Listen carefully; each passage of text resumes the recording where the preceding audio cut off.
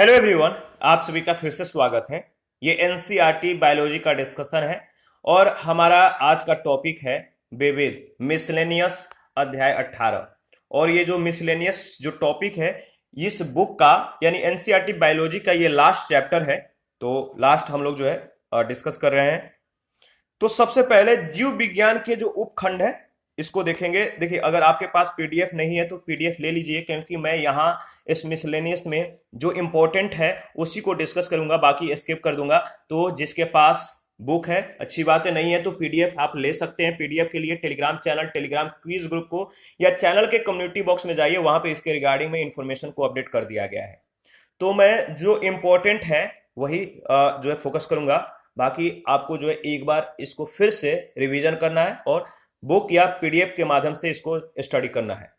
जैसे पहला इकोलॉजी, ये जो इकोलॉजी टर्म्स है इसका मतलब क्या है? पारिस्थितिकी, सजीव और निर्जीव वातावरण से जीवों के विविध संबंधों का अध्ययन को ही इकोलॉजी कहते हैं। इसके तहत जो है जंतु और पादप के विविध संबंध जो होते हैं इनके बीच जो एक्टिविटीज होती है इसका अध्ययन किया जाता है। इसके बाद है मॉर्फोलॉजी, यानी अकारकी क्या है। अकारकी के अंतर्गत अगर बात करें तो आकृति और रचना का जो है अध्ययन किया जाता है। ठीक है, इसमें आप देख सकते हैं इसका कई उपखंड है, बाह्य अकारकी, शारीरिक, उत्तकी और कोशिकी। इसके बाद क्रेनियोलॉजी का मतलब है करोटी का अध्ययन करना, और तंत्रिका तंत्र का अध्ययन न्यूरोलॉजी के अंतर्गत करते हैं। और पेशियों का जो अध्ययन किया जाता है इसको बोलते हैं सार्कोलॉजी। पेशियों के अध्ययन को बोलते हैं सार्कोलॉजी, और तंत्रिका तंत्र के अध्ययन को बोलते हैं न्यूरोलॉजी, और करोटी का अध्ययन को बोलते हैं क्रेनियोलॉजी। रुधिर एवं रुधिर रोगों का अध्ययन को बोलते हैं रुधिर विज्ञान, याद रखिएगा, तो हेमेटोलॉजी। कंकाल तंत्र का जो अध्ययन है इसको बोलते हैं अस्थि विज्ञान, ऑस्टियोलॉजी। ठीक है, और परिसंचरण तंत्र का जो अध्ययन है किसके अंतर्गत करते हैं? तो वाहिका विज्ञान के अंतर्गत। ठीक है, दांतों का अध्ययन दंत विज्ञान के अंतर्गत करते हैं। अंगों का अध्ययन ऑर्गेनोलॉजी के अंतर्गत करते हैं। कंकाल संधियों और स्नायुओं का जो अध्ययन है सिंड्रोएस्मोलॉजी के अंतर्गत करते हैं।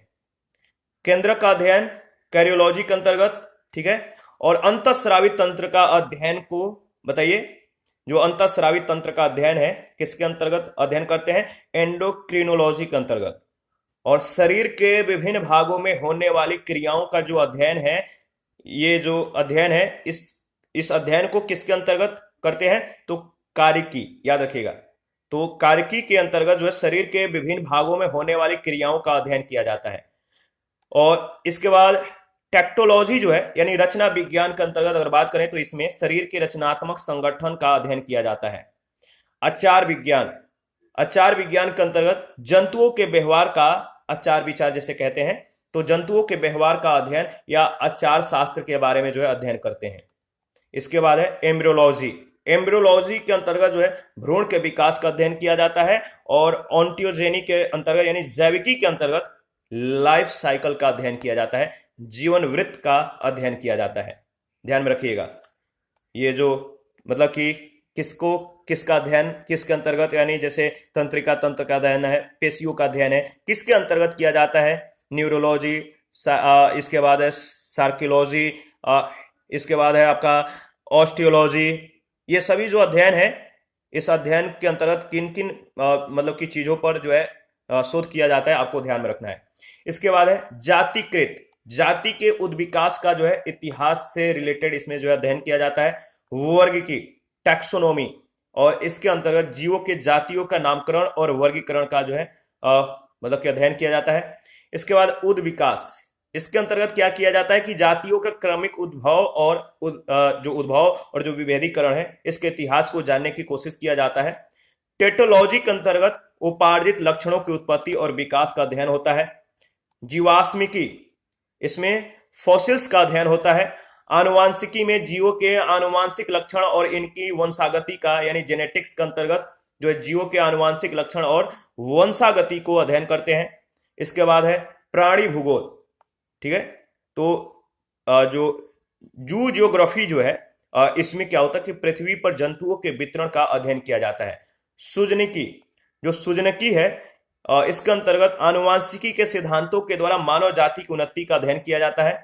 यूथेनिक्स के अंतर्गत पर्यावरण पारिस्थितियों में सुधार के द्वारा मानव जाति की जो उन्नति है, इसका कैसे उन्नति होगा, इसके बारे में जो है रिसर्च किया जाता है, अध्ययन किया जाता है। और यूफेनिक्स जो है कोशिकाओं में जीन, आरएनए, प्रोटीन श्रृंखला में परिवर्तन करके मानव प्रजातियों की उन्नति का अध्ययन जो है इसी के अंतर्गत होता है। रोग विज्ञान के अंतर्गत आपको पता है कि रोगों की प्रकृति, लक्षण और कारणों का अध्ययन होता है। परजीविकी के अंतर्गत परजीवी जीवों का अध्ययन होता है।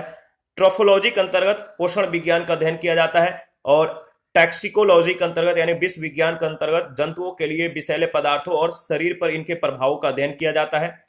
वायु जीव विज्ञान के अंतर्गत जो है वायु में उड़ने वाले जंतुओं का अध्ययन किया जाता है। इसके बाद है सरसी जीव, अंतर्देशीय जलीय पारिस्थितिकी प्रणालियों का अध्ययन होता है। और एंजाइमोलॉजी के अंतर्गत उत्प्रेरकों का अध्ययन होता है। प्रोटोजोआ विज्ञान के अंतर्गत प्रोटोजोआ का अध्ययन होता है। कृमि विज्ञान के अंतर्गत परजीवी कृमियों का अध्ययन होता है। और कीट शास्त्र के यानी जो एंटोमोलॉजी है, इसमें क्या होता है कि इंसेक्ट्स का यानी कीड़े पतंगों का, कीड़े मकोड़ों का अध्ययन किया जाता है। और मत्स्य विज्ञान के अंतर्गत आपको पता है मछलियों और मछली पालन का अध्ययन होता है। इसके बाद है हर्पेटोलॉजी। हर्पेटोलॉजी के अंतर्गत उभयचर और सरीसृपों यानी रेप्टाइल्स का अध्ययन होता है। इसके बाद है ऑर्निथोलॉजी। और ऑर्निथोलॉजी के अंतर्गत यानी पंछी विज्ञान के अंतर्गत जो है बर्ड्स का अध्ययन किया जाता है, पंछियों का अध्ययन किया जाता है। स्तनधारी विज्ञान के यानी मैमनोलॉजी के अंतर्गत स्तनधारियों का अध्ययन किया जाता है। इंग्लिश टर्म जो है याद रखिएगा, जब भी प्रश्न पूछा जाएगा हिंदी में नहीं पूछा जाएगा, पूछा जाएगा मैमोलॉजी के अंतर्गत किसका अध्ययन किया जाता है, या ऑर्निथोलॉजी के अंतर्गत किसका अध्ययन किया जाता है, या हर्पेटोलॉजी के अंतर्गत किसका अध्ययन किया जाता है। इस तरह से प्रश्न जो है पूछे जाते हैं। एंथ्रोपोलॉजी के अंतर्गत जो है यानी मानव शास्त्र के अंतर्गत मानव जाति के सांस्कृतिक विकास का जो अध्ययन है किया जाता है एंथ्रोपोलॉजी के अंतर्गत। मोलस्क विज्ञान के अंतर्गत मोलस्का और इनके खोलों का अध्ययन होता है। और सर्प विज्ञान के अंतर्गत सर्प विज्ञान। वर्तमान नदी में वैज्ञानिकों ने आधुनिक विधियों और उपकरणों के द्वारा जीव विज्ञान के कई नए पहलुओं पर प्रकाश डालकर नए उपखंडों की स्थापना की है। जीव रसायन विज्ञान, जीव शरीर की रासायनिक क्रियाविधि के अंतर्गत जो है इसका अध्ययन होता है। जीव भौतिक विज्ञान, भौतिक सिद्धांतों के ढांचों में जैव क्रियाएं होती हैं। हाइजीन के अंतर्गत स्वास्थ्य की देखभाल करने वाला स्वास्थ्य का ये विज्ञान है, ठीक है। इसके बाद अगर बात करें तो नेक्स्ट है हाइड्रोपैथी के अंतर्गत क्या होता है कि इस विज्ञान के द्वारा पानी से रोगों की चिकित्सा होती है। सीरम विज्ञान के अंतर्गत जो है रुधिर सीरम का अध्ययन होता है। प्रतिरक्षण विज्ञान के अंतर्गत प्राणियों के प्रतिरक्षा तंत्रों का अध्ययन होता है। मनोजीव विज्ञान के अंतर्गत जो है जंतुओं की मनोवृत्ति का अध्ययन होता है। आणविक जीव विज्ञान के अंतर्गत अगर बात करें तो आणविक स्तर पर जंतुओं की रासायनिक का अध्ययन होता है। सूक्ष्म जैविकी के अंतर्गत क्या किया जाता है कि अति सूक्ष्म जीवों का अध्ययन होता है। इसमें जीवाणु विज्ञान और विषाणु विज्ञान शामिल होते हैं। पादप भूगोल है, इसके अंतर्गत क्या किया जाता है, किसका अध्ययन होता है, तो पृथ्वी पर पौधों के वितरण का अध्ययन। पादप जीवाश्म के अंतर्गत पौधे जीवाश्मों का वितरण और उनके लक्षणों का अध्ययन होता है। और जैव सांख्यिकी बायोमेट्रिक्स जो है जीव विज्ञान के प्रयोग के विभिन्न परिणामों की या परिणामों का सांख्यिकी जो विश्लेषण है इसका अध्ययन होता है। पुष्प कृषि के अंतर्गत यानी फ्लोरिकल्चर के अंतर्गत जो है फूलों की खेती और उससे संबंधित पौधों का अध्ययन होता है। और शाक कृषि जो है ओलेरीकल्चर जो है शाक युक्त पौधों का अध्ययन होता है। और एंथोलॉजी के अंतर्गत पुष्पों का विस्तृत अध्ययन होता है। पोमोलॉजी के अंतर्गत फलों का अध्ययन होता है। और पेडोलॉजी के अंतर्गत विभिन्न प्रकार के मृदाओं का अध्ययन होता है। एग्रोनॉमी के अंतर्गत जो है भूमि और कृषि से संबंधित पौधों या फसलों का जो है यानी क्रॉप प्लांट्स का अध्ययन होता है। वनस्पति विज्ञान की जो शाखाएं हैं इसको भी हम लोग देखेंगे क्योंकि यहां से कई बार प्रश्न पूछे गए हैं। जैसे जो घास विज्ञान है इसमें क्या होता है, देखिए एग्रोसोलॉजी के अंतर्गत यानी घासों का एग्रो यानी जो घास है इसके अंतर्गत घास विज्ञान के अंतर्गत जो है माने एग्रोसोलॉजी के अंतर्गत घासों का अध्ययन और पालन होता है। इसके बाद एल्गोलॉजी के अंतर्गत शैवालों का अध्ययन होता है। याद रखिएगा एंटोमी के अंतर्गत आंतरिक संरचना का अध्ययन होता है। एंथोलॉजी के अंतर्गत पुष्पों का अध्ययन किया जाता है। और बैक्टीरियोलॉजी के अंतर्गत जीवाणुओं का अध्ययन होता है। इसके बाद ब्रायोलॉजी के अंतर्गत ब्रायोफाइटा का अध्ययन किया जाता है। कैसिडोलॉजी के अंतर्गत पादपों के रोगजन्य गांठों और पादप कैंसर का अध्ययन होता है। इसके बाद है डेंड्रोक्रोनोलॉजी। डेंड्रोक्रोनोलॉजी के अंतर्गत वृक्षों की आयु का अध्ययन होता है, एज का अध्ययन किया जाता है। डेंड्रोलॉजी के अंतर्गत वृक्ष और झाड़ियों का अध्ययन होता है। और इकोलॉजी के अंतर्गत पौधों का वातावरण से संबंध का अध्ययन किया जाता है। इसके बाद इकोनॉमिक बॉटनी। इकोनॉमिक बॉटनी जो है आर्थिक महत्व के पौधों का जो है इसमें अध्ययन होता है। और एथनोबॉटनी के अंतर्गत आदिवासियों के द्वारा पादपों के उपयोग का अध्ययन होता है। फॉरेस्ट्री, इसमें जो है वनों का अध्ययन किया जाता है। और एक्सोबायोलॉजी के अंतर्गत अन्य ग्रहों पर संभावित जीवों की उपस्थिति का अध्ययन किया जाता है। जेनेटिक इंजीनियरिंग के अंतर्गत अगर बात करें तो कृत्रिम जीन्स का निर्माण और स्थानांतरण का अध्ययन किया जाता है। जेनेटिक्स है इसके अंतर्गत आनुवंशिकता और विभिन्नताओं का अध्ययन होता है। जरा विज्ञान के अंतर्गत वायु के साथ जो है आयु एज के साथ जीवों में होने वाले परिवर्तनों का अध्ययन होता है। थोड़ा सा टर्म्स कभी कभी मिसिंग हो जाती है, डोंट माइंड। इसके बाद वंशानुगत के अंतर्गत अगर बात करें तो आनुवांशिक लक्षणों का संतति में पहुंचने का अध्ययन होता है। लाइकेनोलॉजी के अंतर्गत लाइकेंस का अध्ययन किया जाता है। माइक्रोबायोलॉजी के अंतर्गत माइक्रो यानी सूक्ष्म जीवों का अध्ययन होता है। कुछ जो इंग्लिश होते हैं, जैसे जो इंग्लिश टर्म होता है इसको ध्यान से देखिएगा, जैसे लीच मतलब क्या होता है, लिचनोलॉजी यानी लाइकेनोलॉजी, तो देखिए ये लाइकेन का अध्ययन होता है। और जैसे माइक्रोबायोलॉजी यानी माइक्रो यानी सूक्ष्म जीव, यानी इसमें सूक्ष्म जीवों का अध्ययन होता है। माइकोलॉजी, यहाँ पे माइको और माइको में कंफ्यूज नहीं होना है। माइको यानी कवकों का वैज्ञानिक अध्ययन होता है इसके अंतर्गत। और माइकोप्लाज्मोलॉजी के अंतर्गत माइकोप्लाज्मा का वैज्ञानिक अध्ययन होता है। निमेटोलॉजी के अंतर्गत निमेटोडस का पादपों के साथ संबंध का जो है अध्ययन होता है, याद रखिएगा। इसके बाद अगर बात करें तो नेक्स्ट है पेलियोबोटनी यानी पादप जीवाश्मों का अध्ययन होता है। पेलिनोलॉजी के अंतर्गत पराग कणों का अध्ययन होता है। पैथोलॉजी के अंतर्गत पादप रोगों का उपचार और अध्ययन होता है। पैरासिटोलॉजी के अंतर्गत पोषिता तथा परजीवी के संबंधों का अध्ययन होता है। फाइकोलॉजी यानी शैवालों का अध्ययन। फार्मेकोलॉजी औषधीय पादपों का अध्ययन। फिजियोलॉजी के अंतर्गत विभिन्न पादपों के जैविक क्रियाओं का जो है अध्ययन किया जाता है। टेरिडोलॉजी के अंतर्गत जो है टेरिडोफाइटस का अध्ययन होता है। और फाइटोजियोग्राफी के अंतर्गत अगर बात करें तो पौधों के वितरण और उसके कारणों का अध्ययन किया जाता है। स्पेस बायोलॉजी के अंतर्गत अंतरिक्ष और वायुमंडल में स्थित पादपों का अध्ययन होता है। और स्पर्मेलॉजी के अंतर्गत बीजों का अध्ययन होता है। और जियोमेडिसिन के अंतर्गत जियोमेडिसिन या औषधि शास्त्र की वह शाखा है जो जलवायु और वातावरण का स्वास्थ्य पर प्रभाव का अध्ययन करती है। इसके बाद हीलियोथेरेपी के अंतर्गत अगर बात करें तो सूर्य के प्रभाव से चिकित्सा करने की जो है प्रक्रिया को हीलियोथेरेपी कहते हैं। और हाइड्रोपोनिक्स जो है इस शाखा के अंतर्गत जल संवर्धन का अध्ययन होता है। और टेक्सोनॉमी के अंतर्गत पादप वर्गीकरण का जो है टेक्सोनॉमी के अंतर्गत अध्ययन किया जाता है। अधिकतम जीवन काल जो है आप देख सकते हैं, जो मगरमच्छ है इसका औसत जीवन काल जो वर्षों में दिया गया है 56 ईयर्स है, औसत यानी एवरेज लाइफ है। ऊंट का 30 साल होता है, बिल्ली का 21 होता है, चिपैंजी का 37 साल होता है, कोबरा सांप का जो होता है 28 साल, गाय का 16 साल। ये सभी जो है औसत जीवन काल है। कुत्तों का औसत जीवन जो होता है 12 से 16 साल, भारतीय हाथी का 57 साल, मेढक का 5 से 15 साल, जिराफ का 33 साल, बकरी का 18 साल। इसके बाद चमगादड़ का जो औसत जीवन काल होता है 2 साल होता है, घोड़ा का 62 साल, कबूतर का 10 साल, बॉक्स टर्टल जो है इसका 123 साल, जायंट टोटोयस का 177 साल सबसे ज्यादा होता है, केचुआ का 4 से 10 साल, शेर का 29 साल, बंदर का 25 साल, मनुष्य का औसत जीवन काल 60 वर्ष, ब्लू व्हेल का 40 वर्ष और भेड़ का 18 वर्ष, याद रखिएगा। इसके बाद चिकित्सा से संबंधित जो आविष्कार हैं इसको हम लोग देखेंगे, बहुत ही महत्वपूर्ण है। यानी कौन से आविष्कार किसने, मतलब कि आविष्कार और आविष्कारक इन दोनों का नाम जो है याद रखेंगे। जैसे विटामिन का खोज किसने किया था? फंक ने।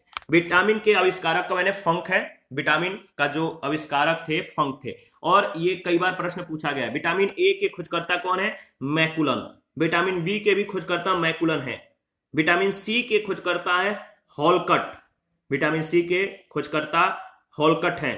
विटामिन डी के खोजकर्ता हॉपकिंस हैं, हॉपकिंस।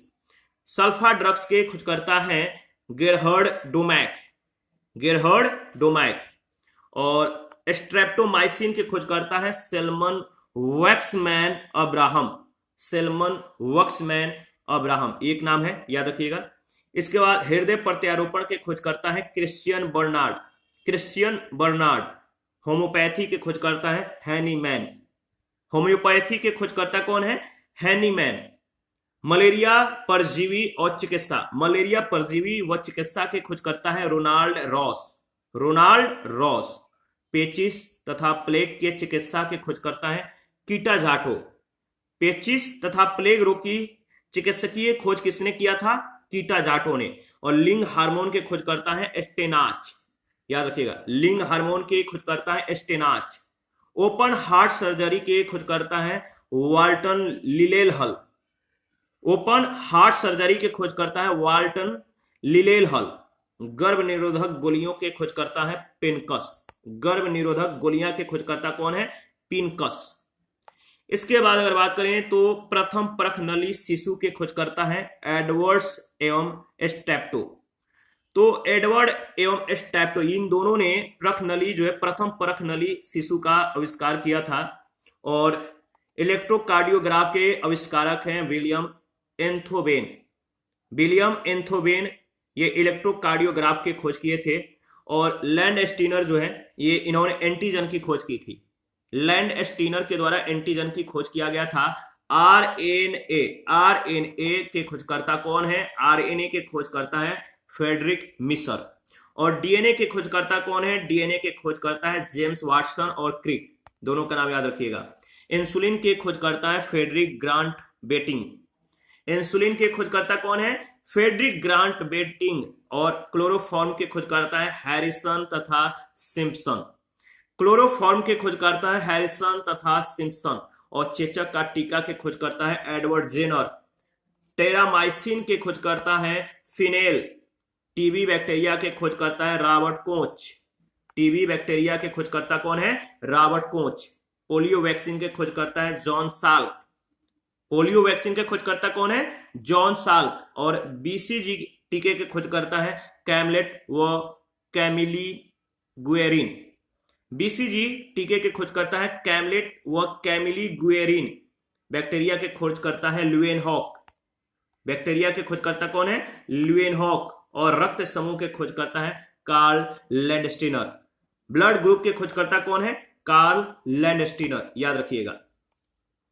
देखिए नोबेल पुरस्कार विजेता चिकित्सा शास्त्री जो है, इसको जो है मैं स्किप करूंगा।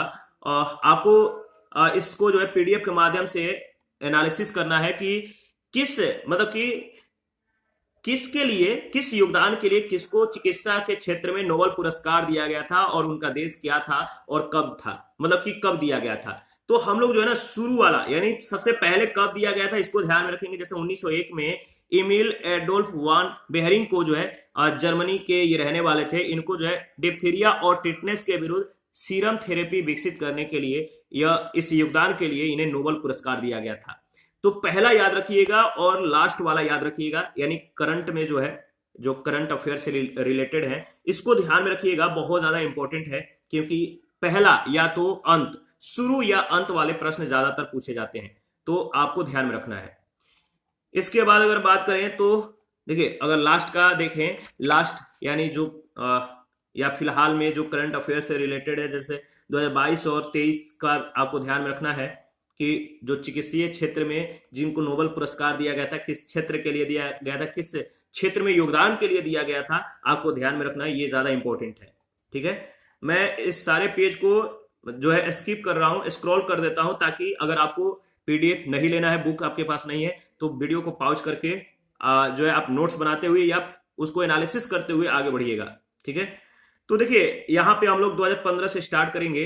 2015 के देखें तो इसमें William C Campbell, Satoshi Omura और टी यू को जो है novel therapy against infection caused by by round worm parasites और नोवेल थेरेपी अगेंस्ट मलेरिया के लिए ये नोबल पुरस्कार दिया गया था। और इनका जो विलियम सी कैंपबेल है ये आयरलैंड और अमेरिका का नागरिकता है इन्हें। सतोशी ओमुरा ये जापान के हैं और तू यू ये चीन के हैं।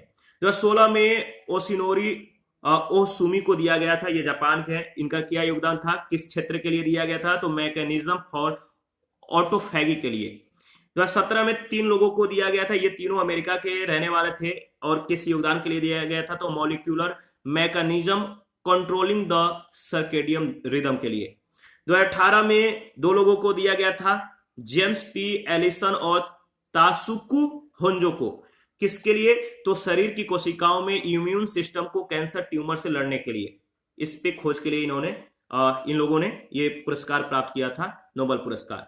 2019 में विलियम सी कायलिन जूनियर, सूर पीटर जे रैडक्लिफ और ग्रेग एल सीमेंजा, इन तीनों को दिया गया था कोशिकाएं किस योगदान के लिए, तो कोशिकाएं किस प्रकार ऑक्सीजन की उपलब्धता को समझती और उनके अनुकूल होती है, इस खोज के लिए। इसके बाद 2020 में 3 लोगों को दिया गया था, हार्वे जे अल्टर, माइकल हफ्टन और चार्ल्स एम राइस को। किसके लिए दिया गया था, तो हेपेटाइटिस सी वायरस के खोज के लिए, याद रखिएगा। इसके बाद 2021-22 को आपको ध्यान में रखना है। देखिए, मानव शरीर की बनावट में विभिन्न पदार्थों का जो अनुपात है, जैसे जल का सबसे ज्यादा हिस्सा होता है शरीर में 63%, प्रोटीन 17% होते हैं, वसा 12% होते हैं, खनिज लवण और विटामिन 7% और कार्बोहाइड्रेट 1%। तो हमारे शरीर की जो बनावट है विभिन्न पदार्थों के मिलने से बनता है और इसमें जो योगदान है विभिन्न पदार्थों का, जैसे जल का सबसे ज्यादा योगदान है 63% जो है हमारे शरीर में जल पाया जाता है, प्रोटीन 17%, वसा 12%, खनिज लवण और विटामिन 7% और कार्बोहाइड्रेट 1%। इसके बाद भय और उससे संबंधित जो लक्षण है इसके बारे में अगर बात करें तो देखिए, यानी रोग और उसके लक्षण क्या है ये दिया गया है। तो जैसे पहला क्या है, जैसे अग्लियोफोबिया। ये अग्लिफोबिया जो है इसका जो लक्षण है, पीड़ा से संबंध भय होता है, दर्द होने का भय होता है। मतलब कि जो इंसान होता है इससे जो अग्लिफोबिया से जब पीड़ित हो जाता है तो उसको हमेशा ऐसा लगता है कि उसको कुछ ना कुछ पीड़ा हो रहा है, दर्द हो रहा है। इसके बाद है एक्रोफोबिया, ये ऊंचाई से संबंधित भय है। अकाउएस्टिकोफोबिया, अकाउएस्टिकोफोबिया से क्या होता है, इसके जो लक्षण है ध्वनि से संबंधित भय होता है, आवाज से संबंधित। और असेरोफोबिया का जो लक्षण है खट्टापन से संबंधित भय होता है। असारोफोबिया खुजली के या खुजली से संबंधित भय है। इसी तरह आप देख सकते हैं, जो इंपॉर्टेंट है आप देख लीजिएगा, ठीक है। मैं इसको एक बार स्क्रॉल कर देता हूं ताकि आप जो है अच्छे से एक बार देख सकते हैं। इसके बाद देखिए नेक्स्ट है जूफोबिया, जंतु से संबंधित भय को जूफोबिया कहते हैं। ट्रोमोफोबिया, इसमें कंपन से संबंधित भय होता है। और ट्राउमेटोफोबिया, दुर्घटना से उत्पन्न भय होता है। और ट्रांकोफोबिया में प्रसव से संबंधित भय होता है। और हेप्नोफोबिया में निंद्रा से संबंधित भय होता है। इसके बाद अगर आगे देखें तो नेक्स्ट है हेलोफोबिया, बोलने से भय होता है, बोलते समय डर लगता है। हॉर्मीफोबिया, हॉर्मीफोबिया में सजा से भय होता है, यानी सजा पाने का डर रहता है, उससे आदमी डर जाता है बहुत ज्यादा। टॉक्सीफोबिया में विष से संबंधित भय। टोकोफोबिया का जो लक्षण है गति से संबंधित भय हो जाता है। और डर्मेटोफोबिया में त्वचा से संबंधित भय होता है। डर्मोसिफोबिया से त्वचा रोग से उत्पन्न भय होता है। इसके बाद आप देख सकते हैं भीड़ से भी भय होता है, जिसको डेमोफोबिया बोलते हैं। इसके बाद थकान से संबंधित जो भय होता है इसको बोलते हैं पोनोफोबिया, ठीक है। इसके बाद गहराई से भय को बोलते हैं बैथोफोबिया। इसके बाद सरीसृप से संबंधित जो भय होता है इसको बोलते हैं बैक्ट्राकोफोबिया। इसके बाद संगीत से भय या चिढ़ जो होता है इसको बोलते हैं म्यूजिकोफोबिया। लेप्रोफोबिया को बोलते हैं कोढ़ से भय, कोढ़ जो होता है उसे। और साइनोफोबिया यानी कुत्ते से संबंधित भय होता है। इसके बाद है हेडोनोफोबिया, रक्त से उत्पन्न भय होता है, हेडोनोफोबिया। तो आप जो है मैं थोड़ा थोड़ा स्किप करके जो है डिस्कस कर रहा हूं ताकि ये जो चैप्टर है आपका जल्द से जल्द कंप्लीट हो जाए और ये आपका जो पूरा सेशन जो है मतलब कि पूरी तरह से समाप्त हो जाए। आज जो है हम लोग कोशिश करेंगे कि बायोलॉजी जो एनसीईआरटी बायोलॉजी है ये पूरी विद चैप्टर एमसीक्यूज के साथ पूरी तरह से फिनिक्स हो जाए। ठीक है, तो चलिए आगे बढ़ते हैं। भारत के प्रमुख शोध संस्थान और वनस्पति पार्क दिए गए हैं। तो कौन से वनस्पति पार्क कहां पर हैं आप यहां पे देख सकते हैं। जैसे पहला है राष्ट्रीय वानस्पतिक शोध संस्थान, उत्तर प्रदेश के लखनऊ में है। भारतीय कृषि अनुसंधान परिषद नई दिल्ली में है। भारतीय कृषि शोध संस्थान नई दिल्ली में है। केंद्रीय राष्ट्रीय पादप संग्रहालय सीवलपुर कोलकाता पश्चिम बंगाल में है। वन शोध संस्थान उत्तराखंड देहरादून में है। बीरबल साहनी जीवाश्म विज्ञान संस्थान उत्तर प्रदेश के लखनऊ में है। केंद्रीय आलू शोध संस्थान हिमाचल प्रदेश के शिमला में है। केंद्रीय औषधि शोध संस्थान लखनऊ में है। केंद्रीय खाद्य तकनीकी शोध संस्थान मैसूर यानी कर्नाटक में है। केंद्रीय आम शोध संस्थान लखनऊ उत्तर प्रदेश में है। केंद्रीय औषधि एवं सुगंधित पादप संस्थान लखनऊ में है। राष्ट्रीय जैविक प्रयोगशाला पालमपुर कांगड़ा हिमाचल प्रदेश में है। और फल शोध संस्थान बिहार के साबौर भागलपुर में है। इसके बाद केंद्रीय जूट तकनीकी शोध संस्थान कोलकाता में है। केंद्रीय नारियल शोध संस्थान कासरगोडा केरल में है। राष्ट्रीय समुद्र विज्ञान संस्थान गोवा के पणजी में है। इसके बाद अगर बात करें तो नेक्स्ट है केंद्रीय तंबाकू शोध संस्थान राजमुंद्री आंध्र प्रदेश में है। भारतीय गन्ना शोध संस्थान उत्तर प्रदेश लखनऊ में है। भारतीय सकरा तकनीकी संस्थान उत्तर प्रदेश कानपुर में है। कपास तकनीकी शोध प्रयोगशाला मुंबई माटुंगा में है। केंद्रीय चावल शोध संस्थान कटक उड़ीसा में है। भारतीय लाख शोध संस्थान लाख यानी जो लाख है या इसका जो शोध संस्थान है कहां पर है तो झारखंड के झारखंड के रांची में है। केंद्रीय गन्ना प्रजनन संस्थान जो है ये केरल के कोयम्बटूर में है। इसके बाद केंद्रीय शाक भाजी प्रजनन केंद्र कुल्लू हिमाचल प्रदेश में है। औषधि देखिए जो याद रखिएगा जो औषधीय जैसे औषधीय जो मतलब कि सबसे ज्यादा इंपॉर्टेंट है, जैसे औषधीय शोध संस्थान कहां पर है, चावल शोध संस्थान कहां पर है, आलू शोध संस्थान कहां पर है, ये सभी ज्यादा इंपॉर्टेंट है। कई बार यहां से प्रश्न डायरेक्ट तौर पे पूछे गए हैं तो इसको ध्यान में रखिएगा। भारतीय वानस्पतिक सर्वेक्षण जो है कोलकाता पश्चिम बंगाल में है। और औद्योगिक विष विज्ञान शोध केंद्र ये उत्तर प्रदेश के लखनऊ में है। केंद्रीय शुष्क प्रदेश शोध संस्थान जोधपुर यानी राजस्थान में है। और बटलर पादप संग्रहालय फोर्ट में यानी मुंबई में है। और लायड वनस्पति पार्क पश्चिम बंगाल के दार्जिलिंग में है। केंद्रीय फसल शोध संस्थान त्रिवेंद्रम केरल में है, याद रखिएगा।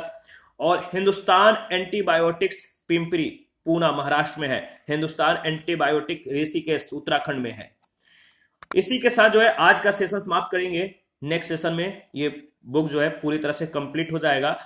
और नेक्स्ट सेशन में प्रमुख पादपों के जो वानस्पतिक नाम है इसके बारे में डिस्कस करेंगे। तो आज के लिए इतना ही। आप अपना प्रतिक्रिया देते रहिए। आपके प्रतिक्रियाओं का हमें बेसब्री से इंतजार रहता है। और जिन लोगों ने अभी तक Telegram channel, Telegram quiz group, Facebook page, Instagram को ज्वाइन नहीं किया, वीडियो के डिस्क्रिप्शन बॉक्स में उसका लिंक है, आप ज्वाइन कर सकते हैं। टेलीग्राम क्विज ग्रुप में या चैनल पे जो है इंपॉर्टेंट अपडेट्स दिए जाते हैं, नोट्स दिए जाते हैं, क्विज कराए जाते हैं। तो प्लीज आप लोग ज्वाइन कीजिए। और जिन लोगों को पीडीएफ चाहिए उसके लिए Telegram channel, Telegram quiz group या चैनल के कम्युनिटी बॉक्स में जाना है, वहां पे इसके रिगार्डिंग में इंफॉर्मेशन को अपडेट कर दिया गया है। थैंक यू, मिलते हैं नेक्स्ट सेशन में।